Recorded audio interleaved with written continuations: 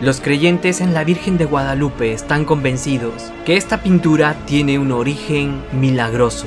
Aseguran que no fue pintada por mano humana, pero ¿existirán evidencias que puedan justificar estas creencias? ¿O estaremos frente a uno de los fraudes más grandes de la historia?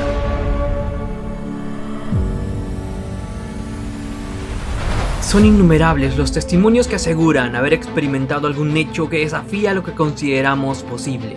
Y aunque no son muchas las evidencias que realmente puedan servir para confirmar este tipo de fenómenos, podemos encontrar algunos casos muy interesantes. En esta serie analizaremos un tipo muy especial de aquello que llamamos milagros. Hablamos de hechos que involucran objetos cuyo origen, según sus adeptos, solo puede ser calificado como milagroso. Lo más fascinante de estos objetos es que algunos han sobrevivido hasta nuestro tiempo y ponen en nuestras manos la posibilidad de descubrir si realmente estamos frente a algo extraordinario. De la imagen de la Virgen de Guadalupe, no solo se asegura que no ha sido dibujada por mano humana, sino que a través de sus 5 siglos de historia podremos encontrar hechos verdaderamente asombrosos en torno a ella. El primero de ellos está relacionado con su existencia misma, pues se afirma que está fabricada de una fibra vegetal que no podría haber durado más de 40 años. Sin embargo, está a punto de cumplir 500 años de existencia y estuvo más de 116 años sin ningún tipo de protección, expuesto a las veladoras y al roce de los miles de peregrinos que viajaban de todas partes de México para verla y tener la oportunidad de tocarla. Otro evento sorprendente sucedió en 1921, cuando un hombre deja una carga explosiva escondida en un arreglo de flores a los pies del altar donde estaba la Virgen. La detonación provocó daños en toda la iglesia y en las casas del vecindario, y una cruz de bronce que estaba delante de la imagen quedó deformada por la explosión. Sin embargo, ni la imagen ni el cristal que la protegían habrían sufrido daño alguno. Si estos u otros hechos igual de impresionantes son ciertos, sin duda es un objeto que debemos analizar si queremos aproximarnos a la verdad, pero no lo haremos superficialmente, porque si queremos ser fieles a la verdad, debemos abrir nuestras mentes para poder ver los acontecimientos desde distintos puntos de vista. Esta imagen data del siglo XVI, a pocos años de haber empezado la conquista de México, pero para poder comprender su significado, tenemos que dar una ligera mirada a la mentalidad de los pueblos que allí habitaban antes de la llegada de los españoles. En lo que llamamos hoy México, existían más de 300 culturas y etnias, con idiomas, costumbres y también dioses distintos. Pero si algo tenían en común en medio de tanta diversidad, sin duda era su profunda vida religiosa. Para los aztecas, el dios principal era Huitzilopochtli, el dios de la guerra, gracias a quien habían logrado someter a gran parte de esos pueblos. Pero no era el único dios, pues los pueblos mesoamericanos creían en muchos dioses. Cada uno de ellos representaba o manifestaba un aspecto particular de la compleja realidad. Otra diosa importante se llamaba Coatlicue, la que tiene faldas de serpiente, a quien también le decían Tonantzin, expresión que puede traducirse como madre querida.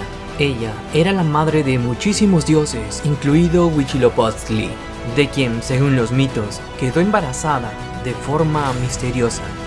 Pero ella estaba casada con el cielo, y cuando una de sus hijas descubre que está embarazada de alguien que no era su padre, trama una conspiración con sus hermanos para matarla. Cuando Huitzilopochtli se da cuenta que vienen para quitarle la vida, sale del vientre de su madre y con una serpiente de fuego descuartiza la luna, quien cae desmembrada, y hace lo mismo con las estrellas, esparciéndolas por todo el firmamento. Por eso la luna y las estrellas, que representan la noche, se encuentran en guerra constante contra el sol, que representa el día. Había también otro dios, que aunque inalcanzable, era el dios más importante, pues era capaz de abarcar y manifestar todos los aspectos de la realidad. Su nombre era Ometeotl. Ometeotl engendra 4 dioses, quienes van a crear a los demás dioses. Ellos crearán el mundo en 4 oportunidades, y en 4 oportunidades, por diversas razones, el mundo será destruido. Cuando se deciden hacerlo por quinta vez, requerirán el sacrificio de uno de los dioses para crear un nuevo sol. Uno de ellos decide ofrecerse, y al ascender resplandeciente en el cielo, despierta la envidia de los otros dioses. De esta manera, todos los dioses se arrojan para formar los astros del cielo, generando el movimiento del firmamento y en consecuencia, el continuo cambio de toda la realidad. De esta manera los dioses se enfrentan en una guerra cósmica, de la cual los aztecas se sienten una pieza fundamental para mantener la armonía en todo el universo y para impedir que a la quinta era le suceda lo mismo que a las otras 4 anteriores. Pero para entender esta historia hace falta conocer a un dios más, Quetzalcóatl. Este también es uno de los dioses más importantes. Era visto como un dios bueno y se lo conocía frecuentemente bajo 2 apariencias. Una de ellas, la de la serpiente emplumada, pero la otra era más extraña. Tenía la forma de un hombre de piel blanca, alto, con barba, que además llevaba un casco. Este era un dios que había demostrado su amor por los hombres. Les había traído innumerables conocimientos y enseñanzas morales, como no mentir o no emborracharse, características que formaron parte integral de la moral azteca. Por otro lado, los toltecas le tuvieron tanto aprecio que lo nombraron rey. Pero a diferencia de los otros dioses, Quetzalcóatl rechazaba los sacrificios humanos. Todo esto provocó la envidia de los otros dioses, quienes tramaron un plan para hacerlo caer en un engaño. Así logran emborrachar a Quetzalcóatl y este, en estado de embriaguez, empieza a hacer desmanes por toda la tierra. Cuando recupera la razón y ve las atrocidades cometidas, se avergüenza de sí mismo y busca apartarse de su antiguo reino. Y a pesar de las súplicas de la gente para que no se vaya, se sube a una barca y se pierde en el horizonte, más allá de las nubes, prometiendo regresar exactamente por donde lo vieron irse, el día y el año de Quetzalcóatl. En el calendario azteca, este era el 1 Caña, que irónicamente, o no, coincidirá con la llegada de los españoles en 1519.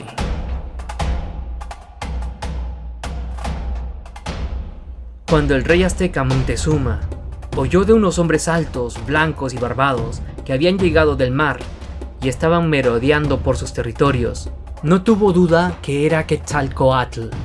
Esta es la razón por la que no ofreció resistencia, pero cuando se dio cuenta que no era el dios que esperaba, ya era demasiado tarde. Para 1531, habían transcurrido 10 años desde la caída de la más importante civilización de Mesoamérica en ese momento. Y aunque podemos enumerar a varios factores que propiciaron la caída, trataremos de centrarnos en el aspecto religioso. Los aztecas eran una cultura profundamente religiosa. Estaban convencidos que como centro del mundo tenían la responsabilidad de sostener el orden del universo para evitar que la creación se destruya.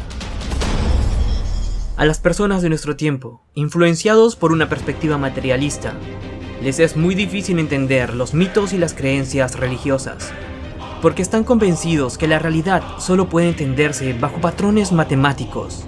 Pero por un instante imaginemos hipotéticamente que viniera una raza extraterrestre muy avanzada, con unos conocimientos tan adelantados que hacen ver los nuestros como primitivos y su tecnología como magia. Además demuestran que gran parte de nuestras teorías científicas son tremendamente ingenuas y que hayamos creído que los números son el lenguaje universal no sería muy distinto de haber creído que las estatuas tienen algún tipo de poder mágico. Esto no solo causaría un impacto tremendo en nuestra mentalidad y en la forma de percibir la realidad, sino que posiblemente provocaría una gran confusión y haría que muchas de nuestras certezas pierdan entonces sentido. Eso mismo les pasó a los aztecas y a los demás pueblos mesoamericanos que habitaban esos territorios. Ya no tenían templos. Sus dioses ahora eran vistos como demonios que los habían engañado. Las crónicas describen a esta época después de la conquista como la Gran Depresión por la que los conquistados tuvieron que atravesar luego de la llegada de los españoles. Y es que su mundo literalmente se estaba derrumbando. ¿Acaso los dioses les habían engañado? ¿Los habían abandonado? ¿O realmente nunca existieron. Esta es una de las principales razones por la que la labor de los misioneros fue muy infructífera. Aunque los indios reconocían en ellos sus defensores, frente a los abusos que gran parte de los conquistadores cometían con ellos, fueron pocos los que llegaban a aceptar la nueva religión. Y si lo hacían, en gran parte era porque les significaba poder evitar más abusos por parte de los conquistadores. Pero los indios no se convertían a la nueva religión, no solo porque cambiar la mentalidad y la forma de concebir la realidad de una cultura sea muy complicado, sino porque la nueva religión que los misioneros les habían traído, que hablaba de amor y les exhortaba a no mentir, robar o matar, no parecía ser tomada en serio por los recién llegados, quienes parecían no tener problema para mentirles, robarles y hasta matarlos. Para los aztecas, la verdad es aquello que está profundamente arraigado. A diferencia de la mentalidad de nuestros tiempos, en el que creemos que lo nuevo es lo mejor, para un azteca esto es inconcebible. Lo nuevo no tenía tiempo para hacer fuertes sus raíces y arraigarse en la tierra. De allí su rechazo por lo nuevo y su gran veneración a los ancianos, quienes representaban la sabiduría. Pero ahora, todo lo que los ancianos les habían transmitido, para los misioneros no eran más que mentiras. Los aztecas ya no podían salir de sus territorios, porque los otros pueblos que colaboraron en su derrota, ahora querían vengarse. Y más de la mitad de su población había sido arrasada por las enfermedades. Sin duda, estaban viviendo lo que tanto temían, el fin de la quinta era, lo que para nosotros sería un apocalipsis. 1531 también fue un año muy particular. Según su calendario, algo debería suceder, pues se cumplía un ciclo importante. 2 eclipses y el paso del cometa Halley era la clara señal de que el mundo se estaba desmoronando. Pero con sus templos destruidos y sin la posibilidad de ofrecer la sangre y los corazones que los dioses requerían para mantener la armonía del cosmos, solo podía esperarse lo peor. Los poquísimos misioneros que habían llegado no solo tenían enfrente una misión imposible, convencerles que Dios es amor, sino que debían enfrentarse con la codicia de otros españoles que también creían en el mismo Dios, a quienes no convenía que los indios se conviertan y se bauticen, porque esto significaba que no podían justificar sus abusos, porque mientras siguieran sus antiguas creencias, ellos serían considerados adoradores de demonios. Esta confrontación entre conquistadores y misioneros tuvo episodios terribles, y llegó a tal extremo que el primer oidor, Nuño de Guzmán, no solo acusa a Fray Juan de Zumárraga, designado defensor de los indios y primer obispo de México, de toda clase de infundios, de apoyar las idolatrías de los indios, de tener pacto con el diablo y hasta de haberse vuelto loco, sino que bloquea toda clase de comunicación entre este y España, llegando al extremo de decretar pena de muerte a todo indio que se acercase al obispo. Por su parte, Fray Juan de Zumárraga excomulga a toda la primera audiencia y abandona la reciente fundada Ciudad de México. Fray Juan de Zumárraga consigue ingeniosamente burlar la censura que buscaba evitar que ningún informe de los misioneros llegara hasta el rey, y hace llegar el informe a las cortes españolas, denunciando las crueldades que estaban cometiendo, no solo contra los indios, sino contra otros españoles. Un fragmento de este informe dice lo siguiente: los jueces del Tribunal Supremo, con malsana avaricia, cometen toda suerte de abusos, se reparten entre ellos a miles de indios, encadenan esclavos, venden la justicia, toman a nobles indígenas como rehenes para pedir luego un rescate, y todo para acumular cada vez más riquezas. Cometen tales venganzas que ponen en sublevación a todo el país. Al final del informe, Fray Juan de Zumárraga expresa al rey la gravedad de la situación y le dice que si Dios no interviene directamente, de alguna manera, el nuevo mundo iba a perderse por completo. En este contexto, y habiendo conseguido que se establezca una nueva audiencia, se empieza a poner en práctica sus criterios acerca del trato que se debía dar a la población indígena. El 9 de diciembre de 1531, a pocos días del solsticio de invierno, fecha muy importante para los aztecas, muy temprano antes del amanecer. Juan Diego, un indígena que cruzaba el cerro Tepeyac para asistir a la doctrina, escucha el canto de unos pájaros y una música que lo atrae hasta un lugar lleno de flores, y muy distinto de lo que debía ser el pedregoso y árido cerro Tepeyac. Juan Diego se sentía como transportado al lugar celestial, del cual le hablaban sus antiguas tradiciones, el lugar que estaba más allá de las nubes. Allí ve a una joven mujer, quien lo llama por su nombre. Para él era evidente que ella era alguien muy importante. Toda su apariencia, los colores y las decoraciones de su vestido lo hacían manifiesto. Los indígenas no conocían la escritura como la conocemos hoy. Ellos usaban dibujos para comunicar sus ideas. Estos pictogramas eran símbolos que podían expresar profundos y complejos pensamientos que transmitían la sabiduría de sus ancestros. La joven mujer se dirige a Juan Diego con una ternura inusitada y le dice que no solo es la madre del verdadero Dios, sino que tiene el honor de ser también su madre. Según el Nican Mopogua, el registro histórico escrito más antiguo que existe de este suceso, ella se refiere a este Dios con estas palabras: Ipalnemowani, aquel por quien se vive; Teyocoyani, creador de las personas; Tloquenahuaque, que está junto a todo y lo abarca todo; Ilhuicagua Tlatipaque, el dueño del cielo y de la tierra. Con estos títulos, los toltecas, que eran la etnia de origen de Juan Diego, denominaban al Dios que estaba por encima de todos los dioses. Los toltecas se distinguían de los guerreros aztecas por su sabiduría y nobleza. Ellos son los que habían hecho rey a Quetzalcóatl, de quien habían heredado sus conocimientos y su sabiduría. Uno de los principales reyes toltecas, que también era poeta, compuso hermosos poemas a aquel Dios misterioso e inalcanzable, que siendo el dador de la vida, parecía no solo lejano, sino a veces arbitrario. El sabio tolteca le preguntaba dónde estaba él, si la vida está llena de vicisitudes, de calamidades y desgracias, y pareciera que su única finalidad es la muerte.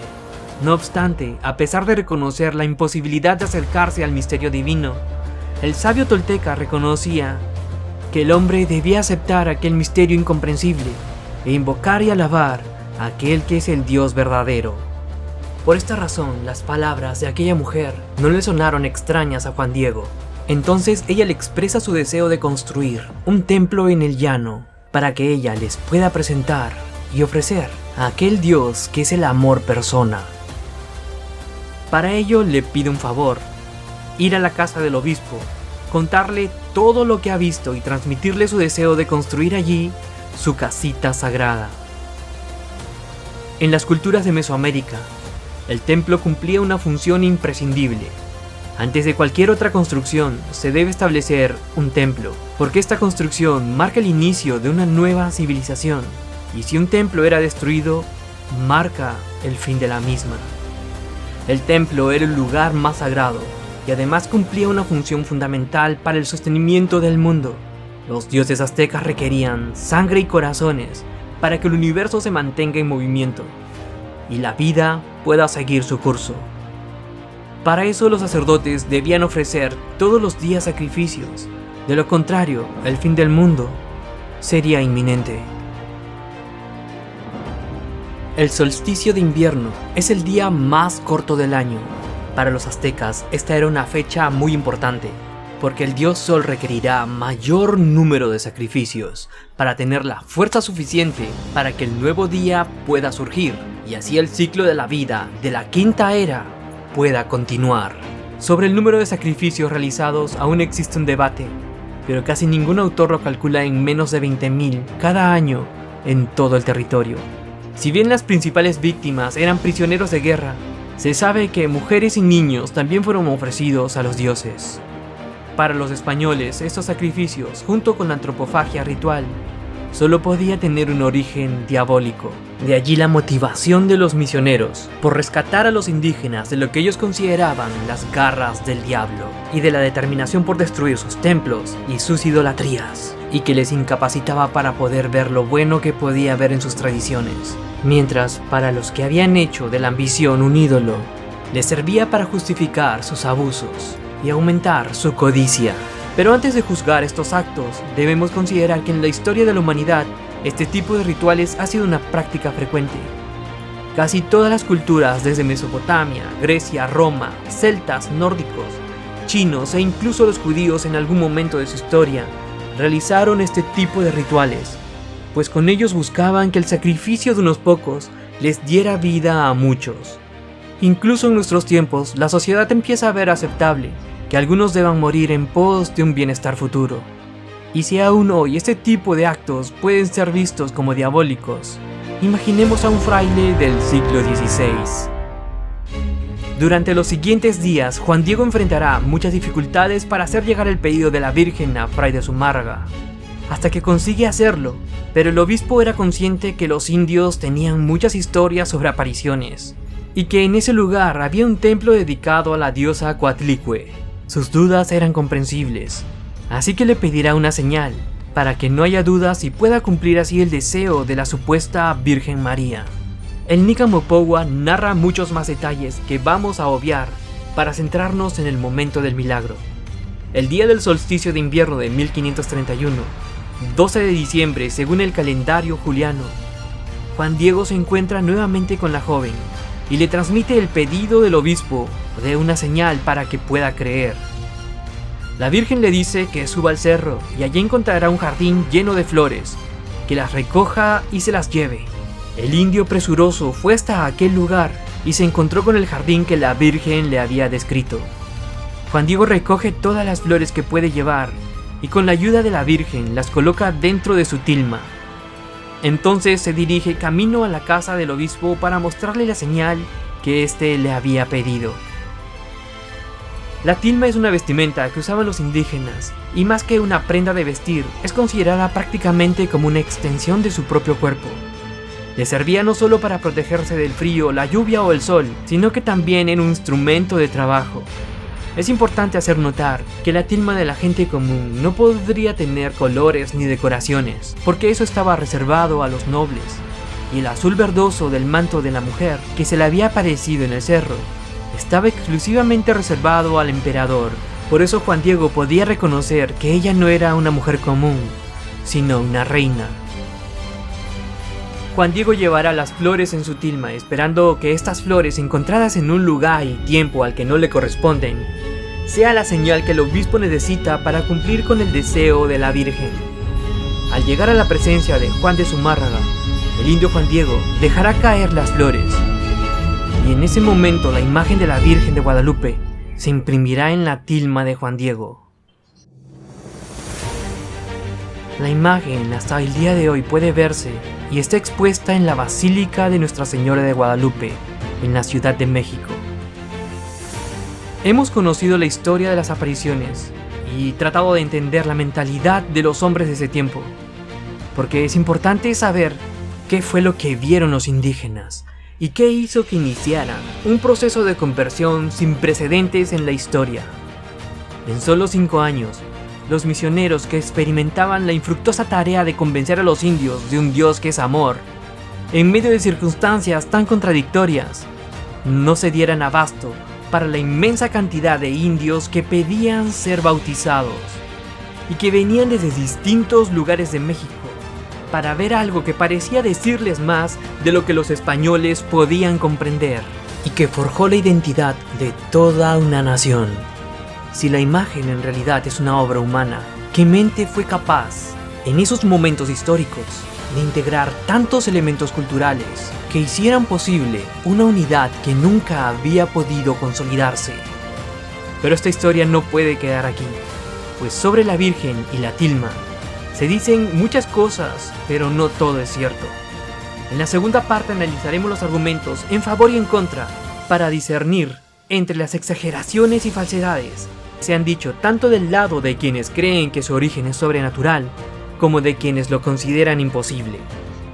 Pero fieles al espíritu de este canal, las analizaremos siempre abiertos a que lo inesperado pueda sorprendernos, porque si no esperamos lo inesperado, Si esto se presenta, seremos incapaces de aceptarlo.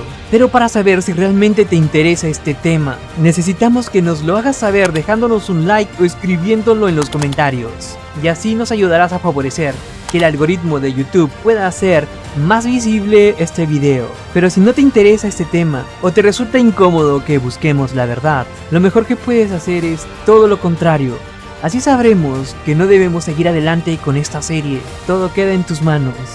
Como ya lo han visto, esta primera parte ha sido bastante larga, pero era absolutamente necesario para tratar de posicionarnos dentro de la perspectiva de los hombres de aquella época. Esto será crucial para lo que veremos en la segunda parte, que esperemos no sea tan larga como esta. A pesar de que hemos recortado muchísima información que era muy interesante y que en conjunto con lo que ya hemos expuesto, convierten a este fenómeno, sea real o no, en algo realmente sorprendente. Si tienes algún dato que crees que deberíamos incluir en la segunda parte, o crees que hay alguno que no hayamos tomado en cuenta en esta, déjalo también en los comentarios. Si eres nuevo en el canal, no te olvides de suscribirte para no perderte de la segunda parte. Solo queda desearte un muy feliz año. Y además agradecer a los miembros del canal, a los que nos ayudan a través de sus super gracias o a través de PayPal. Ya que gracias a ellos, aunque somos pocos, estos videos son posibles. Y por supuesto, darte las gracias a ti, que te has quedado hasta el final de este largo video. Ahora sí, como siempre les digo, ya lo sabes, espera muchos más videos.